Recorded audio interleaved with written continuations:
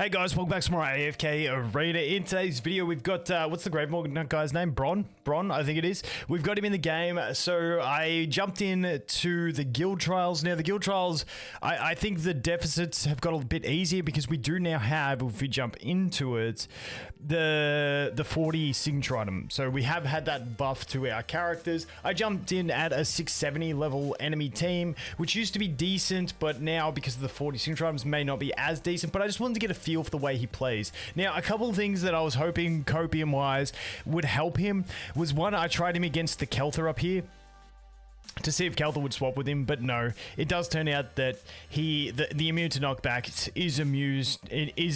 Dude, I can't even speak. It does mean he's immune to transposition, so you can't teleport him with Pippa, you can't take advantage of that. And the problem with this guy is just that he is so damn slow to get there and get the buffing. Now, I think the way he will probably get usage is by making him run into those enemies, which does slow him down even further, but with his effect to consecutively hit them, and when he hits them, he reduces the damage that they deal to the entire team. I believe that's with signature item 30. I think that could be like one stable use for him, and then when he gets to the end, then you've helped your team survive, and then you can snowball. So he sort of, I think the intention was that he enables a longer term fight playstyle. I don't know specific teams for him. I just slapped some good, like some decent teams together to do some testing with him, which you'll see. But I mean, this team, I was really impressed with the dancing duo in this fight. But yeah, I just want to show you guys what we've got, what we're doing so far. So I'll just go straight into here for my replays. If we go back here, and I can't check. Okay, everyone always wants me to show them my things, just because one of the fights I had to do on manual because I was using Raku. Actually, I probably didn't have to do it on manual, did I? Because Raku's got 40 signature items, so I could have. Anyway, is what it is. So if you want to look at these, I did not adjust these. So I didn't actually go in to change any of these at any stage. So they're kind of remnants of previous rounds and stuff like that. You can see Lava Tune doesn't even have one. If we go in here, let's take a look. You can see Oldmate doesn't even have one. Old Snaily. We've got Wormy and now we got Snaily, dude. The guy is honestly so slow. Actually, if we want to show you guys one to get an idea for how slow he is, this one's perfect because this has got the floppy. So you can see, look at the timer up the top, look at him going down the bottom. This is with no interruptions, no attacking.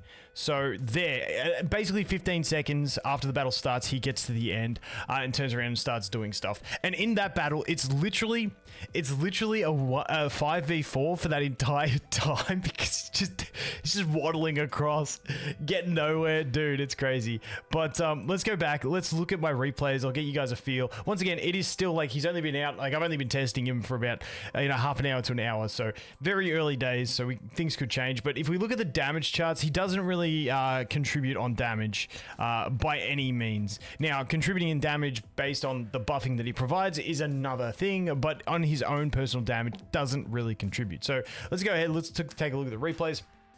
This one was just a basic Belinda team. Now, I think in these Belinda snowball teams, like, I mean, Belinda can do it super fast, but maybe he has some sort of place in these kinds of teams because then as the battle ramps on, you can see everyone else dies, but then, you get the damage. I don't know, probably copium.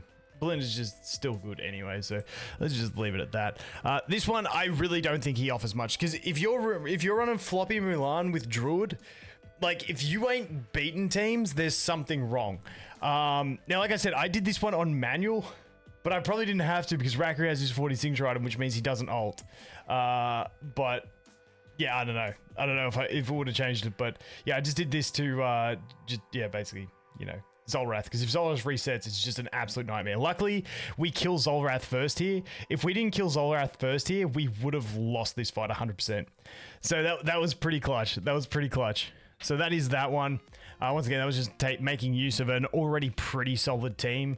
Let's go. Whoops. Replays. Let's jump into this one.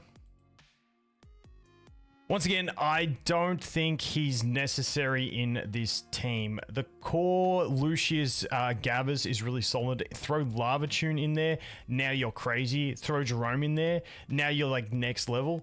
Throw Bronn in there, like it's like, did the dude really matter? Did he really matter in this team? Listen, I'm going to be honest. Probably not.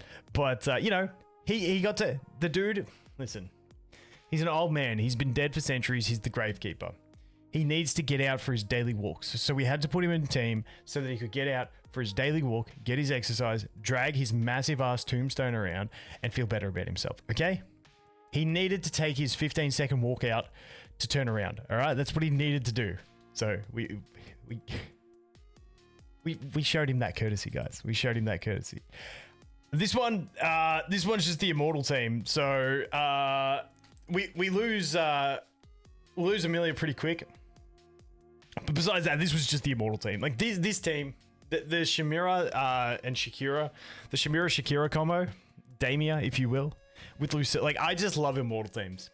Some about them, I think these teams are really cool. But yeah, it's just such a good synergy. And let's face it, this team is fine without him. I don't think he is, you know, getting the team across the line. What I'm showing here is basically, I don't know a unique team for this guy. I feel like the game is that powerful now where you just play meta teams and then it's like, how good do these other units tech into those teams? You know, like Bones was a different case where Bones is like just an amazing support. We had the Druid who is an amazing support everywhere. I'm going to say it, the dancing duo in this next fight, I was super impressed with. Because you got to remember, we're also getting those extra benefits from the dancing duo in this one because they do have the 40 signature items, so they're also buffing their team, doing a bit of damage, but actually their control is fantastic. So honestly, screw the Snail in this one. Watch the dancing duo. So once they start going ham, okay, dancing duo, ult, sweet, we got him back. Ult, sweet, everyone push back stunned. Ult, push back stunned. Ult, push back stunned. Like, ult. Like, the dancing duo was so amazing in this fight. I'm gonna have to give the dancing duo more credit and give it another run, but holy crap, this granite did not want to drop. This dude just like, you want me out? No, I'm gonna stay. I'm gonna stay. I don't feel like going right now. Literally what he was like, I didn't think we were going to get it because I couldn't even see his health bar because of all of those block things, but eventually we did get him down. So honestly, that one was more impressive for the dancing duo, but in those longer fights, maybe his damage buff, the 30% increase, made a difference and stuff like that. But once again, I'm curious to see what you guys think. Like, his kit does have a lot to it. Like, you can use him to interrupt enemies on the way down with stuns, which also helps your team survive because he puts the weakness. And then when he gets there, he does buff the damage as well of your teammates, which is solid. So he has some control, some mitigation, some buffing. But I don't know. Maybe the numbers he is providing to assist our team in these battles is huge, but I just don't feel the impact from him. If that makes sense. So, like, 'cause we got so many strong buffing units, and it feels like every character they introduce now has some sort of buffing capabilities. Like, everyone buffs the entire team with something. So, it's, like, hard to weigh up the value of a character until we start getting into, like, Cursed Realm, Twisted Realm, you know, Treasure Scramble as well. Maybe he has the viability there. I don't know. We'll have to wait and see usage rates. I'm not the guy making the meta. I just watch it and let you guys know. But anyway, that is going to be it for this one. As always, thanks for watching. Hope you have an awesome day, and I look forward to seeing you in the next one. Cheers.